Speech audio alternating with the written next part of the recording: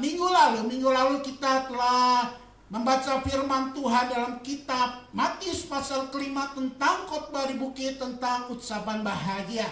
Saudara terkasih dalam Tuhan, sekali lagi hari ini kita akan menyambung dari firman Allah minggu lalu. Saudara terkasih dalam Tuhan, firman Tuhan inilah yang biasanya orang damba-dambakan, saudara. Happy, healthy, wealthy. Artinya orang menambahkan kebahagiaan, sukacita. Orang dengan kemakmuran. Orang menambahkan juga untuk apa kalau saya punya kekayaan, kalau saya nggak sehat, saudara. Benar, saudara. Tetapi saudara terkasih dalam Tuhan, inilah pandangan secara umum dunia.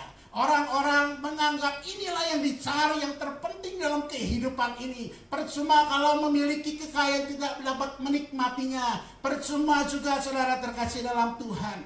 Bahkan gambaran ini adalah gambaran yang mungkin dapat saya katakan adalah impian oleh orang-orang. Tidak sedikit anak-anak muda berimpian, saudara terkasih dalam Tuhan, memiliki kekayaan luar biasa. Kesana mari dapat pergi dengan pesawat pribadi, haleluya. Memiliki pasangan hidup yang cantik, puji Tuhan. Memiliki pasangan hidup yang ganteng, puji Tuhan. Memiliki harta mewah, rumah mewah luar biasa, puji Tuhan. Inilah definisi umum kebahagiaan menurut pandangan dunia, menurut pandangan orang-orang di luar Tuhan. Tetapi pagi hari kita membaca sebagian dari firman Allah, menyambung dari firman Allah minggu lalu, saudara terkasih dalam Tuhan, yaitu kebahagiaan di pandangan Allah. Kebahagiaan di pandangan Allah, yaitu dalam Matius pasal 5, Matius pasal 5 ayat 6 sampai ayat yang ke-12. Matius 5 ayat 6 sampai ayat yang ke-12, firman Allah berkata, berbahagialah orang yang lapar dan haus, apa saudara, akan kebenaran,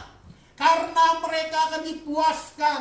Berbahagialah orang yang murah hatinya, karena mereka akan beroleh kemurahan.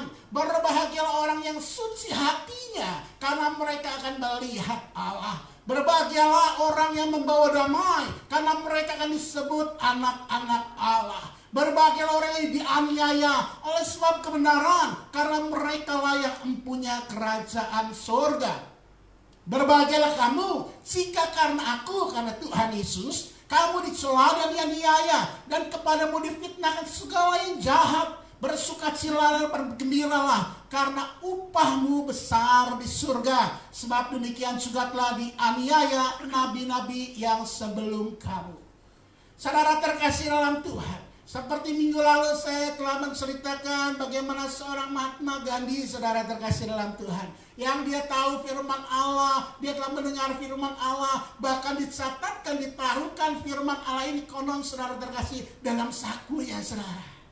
Dia berkata orang-orang Kristen hanya tahu firman Tuhan tapi tidak dapat tidak melakukannya, tidak menjadi pelaku-pelaku. Saudara terkasih dalam Tuhan, firman Allah kebahagiaan di pandangan Allah. Di bagian yang pertama kita melihat dalam Matius pasal 5 ayat 6 ini, saudara. Berbahagialah orang yang lapar dan haus akan kebenaran, karena mereka akan dipuaskan. Saya menggarisbawahi kata-kata orang yang lapar dan haus akan kebenaran. Yang pertama, bahagia adalah orang yang lapar dan haus kebenaran. Tetapi saudara terkasih dalam Tuhan, seperti dunia, orang biasanya seperti ini, saudara. Orang mengejar-ngejar uang. Tidak tahu bahwa di depannya itu ada sebuah lubang-lubang kematian buat dirinya. Ada sebuah kuburan-kuburan buat dirinya sendiri. Sehingga ada orang yang bekerja luar biasa pagi, siang, sore, malam, Senin sampai hari Minggu, dan tidak menikmati hidupnya. Bahkan maaf, ada yang sakit dan segala hartanya untuk membiayai sakit penyakitnya, saudara, dan akhirnya mati. Artinya apa? Uang itu hanya di dalam kubur dinikmati, saudara. Dalam arti kata tidak bisa dinikmati. Ada sebuah peribahasa mengatakan, thirst for money, kehausan akan uang, lead you, akan membawa engkau to your grave. Kehausan, kecintaan akan uang itu akan membawa saudara dan saya menjadi ke dalam ruang liang lahatmu. Hati-hati akan cinta uang ini, saudara terkasih dalam Tuhan. Pertama, firman Allah jelaskan, kebahagiaan ada orang yang lapar dan haus akan kebenaran, bukan orang yang lapar dan haus akan uang. Katakan amin, saudara. Jangan menjadi orang yang haus akan dan lapar akan uang. Katakan, saya tidak mau menjadi orang yang lapar dan haus akan uang. Katakan, saya tidak mau menjadi orang yang lapar dan haus akan uang. Karena kita tidak akan pernah dipuaskan, saudara. That's where money lead you to your grave. Kehausan akan uang membawa engkau dan saya menuju kepada liang lahatmu, saudara. Seorang Arthur Schopenhauer, dia berkata, wealthy is like sea water. Kekayaan adalah seperti air laut, saudara. The more we drink, banyaknya kita minum, the thirstier we become. Banyaknya kita minum akan membawa kita menjadi yang lebih haus dan lebih haus. The same is the truth of pain.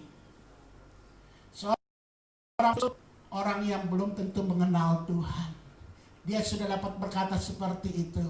Dia hidup di tahun 1800-an, saudara. Ingatlah perkataan, sebuah pernyataan ini. Orang yang tidak di dalam Tuhan pun tahu bahwa kekayaan tidak akan ada habis-habisnya. Ketika kita haus, tidak pernah akan terselesaikan akan haus akan kekayaan itu. Dan tidak akan membawa kita kepada menuju kebahagiaan. Mungkin kau dapat berkata, Pak, saya capek hidup seperti ini, tapi saya melihat orang naik mobil mewah, naik turun mobil mewah, dia hidupnya bahagia. Orang rupanya mewah, saya melihat dia bahagia. Dia pergi ke luar negeri kemanapun dia mau pergi. Dia sepertinya menikmati akan kehidupan, itulah kebahagiaan, Pak. Uang yang banyak, kekayaan yang melimpah. Tapi semuanya telah hanya sementara, saudara. Puji Tuhan kalau saudara dan saya diberkati Tuhan, puji Tuhan. Tetapi tidak menjamin itu adalah sebuah kebahagiaan secara khusus pandangan Allah. Karena segala sesuatunya akan menuju kepada kebinasaan. Menuju kepada kebinasaan. 1 Timotius 6 ayat 10 firman Allah berkata, karena segala kejahatan apa, saudara? Ialah cinta uang. Sebab oleh memburu uanglah beberapa orang telah menyimpang dari iman dan menyiksa dirinya dengan berbagai-bagai. Firman Allah mencatatkan hal itu, saudara. Ingatlah, akan segala kejahatan ialah cinta uang. Janganlah menjadi orang yang cinta uang, tapi jadilah orang yang lapar dan haus akan kebenaran. Amin, saudara. Saudara terkasih, ini adalah gambaran seorang Yudas Iskariot. Beberapa bulan yang lalu saya telah membahas mengenai Yudas Iskariot. Siapakah Yudas Iskariot? Yudas Iskariot adalah satu di antara 12 yang ditunjuk langsung oleh Tuhan Yesus. Ikutlah aku menjadi muridku. Yudas Iskariot selama 3 tahun setengah senantiasa hidup bersama dengan Kristus. Di mana Tuhan Yesus ada, di situ ada para murid, dan Yudas Iskariot pun ada di situ. Yudas Iskariot adalah salah satu dari dua murid yang diutus Tuhan Yesus. Dan Tuhan Yesus berkata, beritakanlah kabar baik Injil. Kerajaan Allah. Masuklah ke setiap kota-kota yang ada. Tanda-tanda akan menyertai engkau.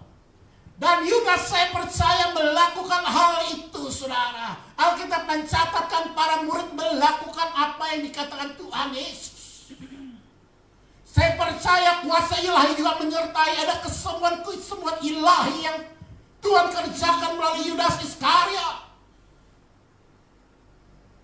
Saudara terkasih dalam Tuhan, Yudas Iskariot adalah saksi hidup ketika Tuhan membangkitkan Lazarus. Yudas Iskariot adalah saksi hidup ketika angin diredakan. Apakah dia tidak percaya ke Tuhan Yesus? Dia adalah orang percaya, saya mau katakan. Saya mau katakan dia adalah pengikut Kristus. Saya mau katakan dia adalah pelaku-pelaku firman Allah. Saya mau mengatakan bahwa dia adalah orang yang dipakai sebagai alat Allah pada masa waktu itu, saudara.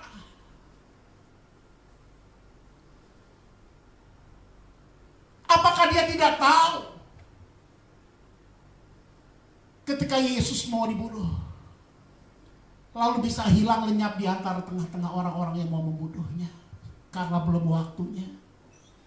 Yudas Iskariot tahu, saudara. Tetapi pada kehidupannya, ketika dia mendengar orang-orang Farisi yang mau menangkap Yesus, dia menjual Yesus karena apa? Karena cintanya akan uang, saudara. Cintanya akan uang membuat orang menjadi hilang akan kebenaran. Saya mau katakan sekali lagi, kecintaan engkau dan saya akan uang akan kebenaran, akan membuat engkau hilang dari keselamatan. Saudara terkasih dalam Tuhan, sangat disayangkan akhir hidup Yudas Iskariot, penjual Yesus, dan tidak berbalik dari kesalahan dosanya. Saudara terkasih dalam Tuhan, janganlah menjadi orang yang cinta akan uang, cinta akan kekayaan, cinta akan dunia ini. Kalau engkau orang Kristen, orang percaya, engkau akan menjadi, maaf saya katakan, Yudas Iskariot kalau engkau mencintai uang. Akhir hidupmu akan sangat amat menyedihkan. Tapi berkatalah sebagai Bani Korah yang dituliskan dalam Mazmur pasal 42 ayat 2 dan 3. Seperti rusa yang merindukan sungai yang berair, demikianlah jiwaku merindukan engkau ya Allah. Jiwaku haus kepada Allah yang hidup. Bilakah aku boleh datang melihat Allah. Jadilah orang yang senantiasa haus akan firman Tuhan. Kehidupan kita jadilah orang yang haus akan kebenaran firman Tuhan. Maka engkau akan dipuaskan. Maka Tuhan akan hadir dalam kehidupan saudara. Ketika engkau mencintai firman Tuhan, ketika engkau senantiasa rindu akan kebenaran, Tuhan akan memuaskan engkau. Artinya apa? Tuhan akan memerdekakan engkau, saudara. Itulah kebahagiaan di pandangan Tuhan, saudara. Yang pertama, saudara terkasih dalam Tuhan, kebahagiaan di pandangan Allah yang pertama, janganlah menjadi orang yang cinta uang, tetapi jadilah orang yang lapar dan haus akan kebenaran. Haleluya. Yang kedua, saudara, dalam Matius pasal 5 ayat yang ke-7, firman Allah berkata, berbahagialah orang yang murah hatinya, karena mereka akan beroleh kemurahan. Garis bawahi orang yang berbahagia, pandangan Tuhan, firman Allah berkata, orang yang murah hatinya. Orang yang murah hatinya dikatakan orang yang berbahagia. Orang yang murah hatinya dikatakan blessed, yang diberkati Tuhan. Orang yang murah hatinya adalah orang yang Tuhan kehendaki hidupnya dapat dikatakan sebagai orang yang bahagia. Kalau nyata ada toko namanya Murah Hati, saudara. Apakah memang seperti itu? Puji Tuhan kalau toko ini menggunakan orangnya adalah orang yang murah hati, saudara. Tetapi saya mau katakan kalau murah hati bukan sekedar sebagai menjadi merek toko, saudara. Murah hati bukan sekedar menjadi embel-embel cap, saudara. Tetapi murah hati, apa sih murah hati itu? Saudara terkasih dalam Tuhan, ternyata arti kata murah hati dalam bahasa aslinya itu, Yunani itu dikatakan adalah dua kata, yaitu sin dan pathos. Yang pertama adalah artinya sin itu bersama-sama dengan, dan pathos itu perasaan. Artinya simpati, menaruh perasaan bersama. Ketika melihat orang yang susah, dia merasakan hidup orang itu, saudara. Seperti orang Samaria yang dikatakan dia melihat orang yang saat itu dihancurkan, diremukkan, hartanya diambil, saudara. Hingga dia terluka, hampir mati. Ada orang Farisi melihat, dia melihat dari seberang sana. Tetapi orang Samaria ini, dia memiliki perasaan apa yang dirasakan oleh orang yang sedang jatuh, hampir mati itu, saudara. Inilah arti murah hati. Engkau dan saya dipanggil untuk menjadi orang yang murah hati, yaitu memiliki perasaan yang dialami orang-orang yang hatinya hancur, mengalami orang-orang yang hatinya, yang sungguh bukan hatinya tetapi keadaannya begitu susah, saudara.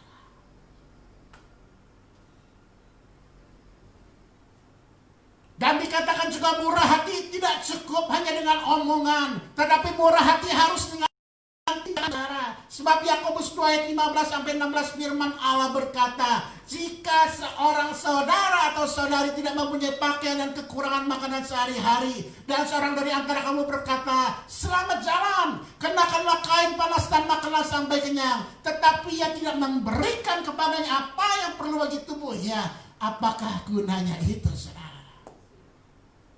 Murah hati bukan sekedar kita berbelas kasihan cuma ngomong aja, kasihan itu orangnya, kasihan dia ya, tetapi harus dengan sebuah tindakan nyata, saudara. Itu artinya kita bersimpati, bukan merasakan saja apa yang dia rasakan, tetapi kita melakukan, mengambil suatu tindakan agar dia memperoleh perasaan yang lebih baik, kehidupan yang lebih baik. Itulah sebagai orang-orang percaya engkau dan saya dipanggil. Sebab firman Allah berkata Lukas 6 ayat 36 bahasa Inggris, be merciful as your father is merciful. Artinya hendaklah engkau murah hati sama seperti Bapamu adalah apa, saudara? Murah hati. Saudara dan saya dipanggil menjadi orang-orang yang murah hati, saudara. Amin, saudara. Engkau harus memiliki perasaan apa yang dialami oleh orang-orang yang susah, saudara. Dan engkau bukan sekedar memiliki perasaan tersebut, engkau harus mengambil tindakan memberikan apa yang berkat-berkat Tuhan telah engkau terima, boleh engkau salurkan, saudara terkasih dalam Tuhan.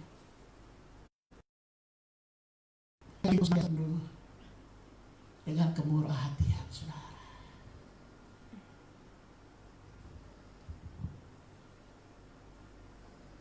Saudara, ini adalah seorang namanya Arthur Henry Stewart. Dia adalah seorang pendeta Inggris yang hidup tahun 1700-an sampai 1800-an, saudara. Dan dia berkata, God does not comfort us to make us comfortable. Tuhan tidak membuat engkau nyaman supaya engkau menikmati kenyamanan. Sekali lagi, Tuhan tidak membuat engkau nyaman untuk membuat engkau kenyamanan, saudara. Sekali lagi saya katakan, Tuhan tidak membuat engkau nyaman untuk engkau menikmati kenyamanan, tetapi membuat engkau menjadi orang yang memberikan, mendampakkan kenyamanan kepada orang lain. Itulah dikehendaki Bapa di surga, saudara. Amin, saudara. Itulah yang Tuhan kehendaki dalam kehidupan saudara dan saya. Kita mencerminkan Bapa di surga. Kita mencerminkan Kristus Yesus. Ingatlah, God does not convert us to make us comfortable. Tuhan tidak membuat Anda kenikmatan engkau untuk nikmati, tetapi membuat engkau kenikmatan supaya engkau menyalurkan nikmat berkat Tuhan itu, saudara. Jadilah berkat dalam hidup saudara dan saya, bagi kemuliaan nama Kristus Yesus. Inilah yang dikatakan berbahagia. di pandangan Allah. Kebahagiaan di pandang Allah. Yang kedua, jadilah orang yang murah hati. Saudara terkasih dalam Tuhan, hidup orang-orang percaya adalah sebuah kehidupan yang firman Allah katakan seperti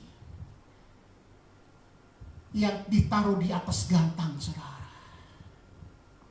Hidup kita itu terlihat. Hidup kita itu orang-orang percaya sebuah patokan, saudara. Makanya tidak jarang orang berkata, wah katanya orang Kristen tapi hidupnya masih nipu-nipu. Ngapain saya menjadi orang Kristen? Tetapi bukan dikatakan orang agama lain, saudara. Karena hidup kita, hidup saudara dan saya, kita menyandang nama ilahi. Kita menyandang nama Kristus. Kristen karena sebuah panggilan pengikut Kristus. Engkau dan saya adalah tolak ukur dalam kehidupan. Maka jadilah orang yang murah hati. Amin, saudara. Saya akan menyambungnya minggu depan, kelanjutan mengenai khotbah di bukit ini. Tetapi pada pagi hari ini kita belajar kebahagiaan di pandangan Allah. Yang pertama, sangat uang, tetapi jadilah orang yang lapar dan haus akan kebenaran. Yang kedua, jadilah orang yang murah hati. Mari kita pejamkan mata kita. Bapa yang kami sembah dalam nama Tuhan Yesus, kami bersyukur untuk pagi hari ini kami mendengarkan firman-Mu Tuhan. Kami percaya firman-Mu berbicara kepada setiap kami yang mendengarkan firman Allah, menonton dari Facebook live streaming ini Tuhan. Kami berdoa agar kami boleh pelaku-pelaku firman Tuhan dapat dikatakan menjadi orang-orang yang berbahagia di pandangan Tuhan. Bukan karena kami memiliki segala sesuatu, karena kami memiliki bahkan kesehatan yang sempurna, walaupun itu adalah semua berkat Tuhan. Tetapi pandangan Engkau adalah orang yang berbahagia, adalah orang yang tidak cintakan uang, tetapi orang yang haus dan lapar akan kebenaran, orang yang kesukaannya firman Allah, orang yang kesukaannya melakukan kehendak Bapa di surga, orang yang melakukan kehendak apa yang Tuhan inginkan dalam hidupnya.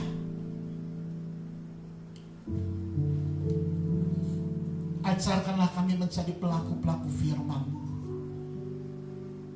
Biarlah hati kami senantiasa haus dan lapar akan firman-Mu.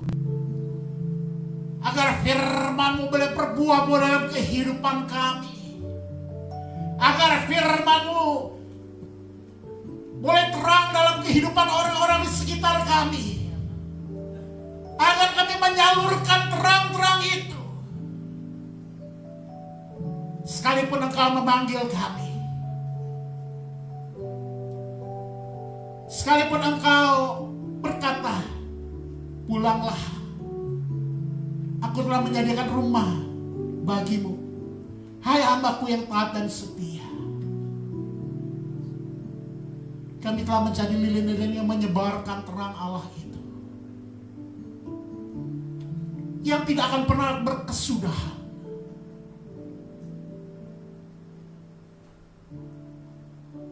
Biarlah kami menjadi orang yang murah hati. Orang yang berdampak buat lingkungan kami. Orang yang dikenal bahwa ya itulah manusia ilahi. Artinya orang yang memiliki hati ilahi, yang murah hati.